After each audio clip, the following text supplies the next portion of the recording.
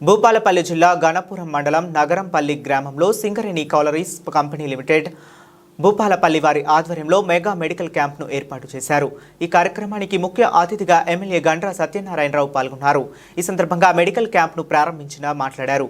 ఆరోగ్యకర సమాజం కోసం సింగరేణి సంస్థ ఆధ్వర్యంలో నిర్వహిస్తున్న మెడికల్ క్యాంపుల నిర్వహణ అభినందనీయమని కొనియాడారు। కంపెనీలో పనిచేసే ప్రతి ఒక్కరూ ఆరోగ్యంగా ఉంటేనే కంపెనీ నిర్దేశించుకున్న లక్ష్యాలను చేరుకోవడం సాధ్యమవుతుందని అన్నారు।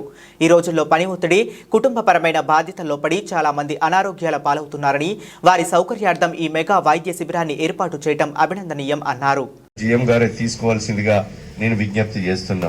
ఎందుకనంటే సింగరేణి హాస్పిటల్లో ఈరోజు నేను ఎమ్మెల్యేగా అయిన తర్వాత, ఎమ్మెల్యేగా కాకముందు కూడా అనేక సార్లు గ్రామాలలో తిరిగి చెప్పా, మీరు సింగరేణి హాస్పిటల్లో సిటీ స్కానింగ్, ఎంఆర్ఐ, మనకు సిటీ స్కానింగ్ మిషన్లు అవన్నీ కూడా లేవు।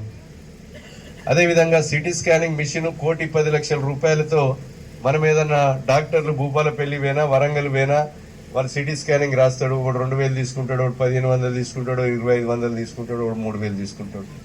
వాళ్ళు తీసుకుపోయినోడికి సగం పైసలు, అక్కడ ఎక్స్రే తీసినోడికి సగం పైసలు లేనోడు మందులు రాయిస్తారని ఇంటికి వచ్చి చచ్చిపోతాడు। కనుక అలాంటి ఇబ్బంది ఉండొద్దని నేను సింగరేణి సిఎండితో బలరాం గారితో మాట్లాడి ఇక్కడ సింగరేణి హాస్పిటల్లో 1,10,00,000 రూపాయల విలువ చేసేటువంటి సిటీ స్కానింగ్ మిషన్ ని కూడా ఈ ప్రాంత ప్రజలకు, కార్మికులకు ఫ్రీగా టెస్టులు చేయాలని నేను ప్రారంభించడం జరిగిందని మీకు ఈ సందర్భంగా తెలియజేస్తున్నాం।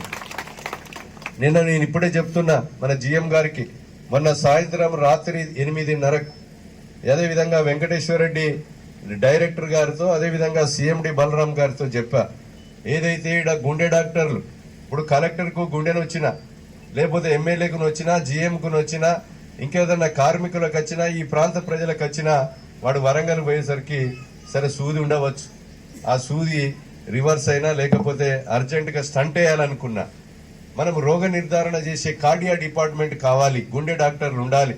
అదేవిధంగా పక్షపాతము, అదేవిధంగా మూత్రపిండాలు, యూరాలజీ, నెఫ్రాలజీ డిపార్ట్మెంట్ ఉండాలని బలరాం గారికి చెప్పా।